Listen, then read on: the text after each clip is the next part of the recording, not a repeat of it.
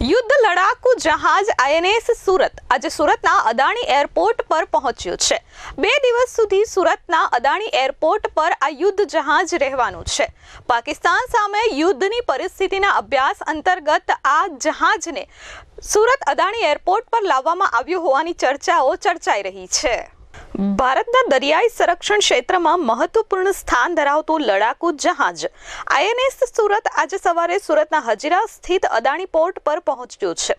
દેશ વિરોધી તાકાતો સામે પ્રચંડ સંદેશ આપતી આ કામગીરી યુદ્ધ ત્રદશ્ય તણાવ વચ્ચે ભારતીય નૌસેનાની તૈયારી દર્શાવે છે।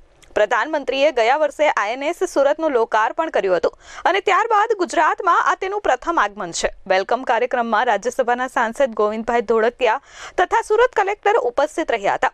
આઈએનએસ સુરત આગામી 2 દિવસ સુધી સુરતના અદાણી પોર્ટ પર લંગર નાખી અને રહેશે। પાકિસ્તાન ચીનના યુદ્ધ વચ્ચેની સ્થિતિ વચ્ચે શસ્ત્રો તૈયાર કરવામાં આવી રહ્યા છે। જહાજ આગળ મિસાઇલ સાથેનું અદ્યતન ટેકનોલોજી સાથેનું જહાજ કોઈપણ યુદ્ધમાં ટકરાવવા માટે સજ્જ છે।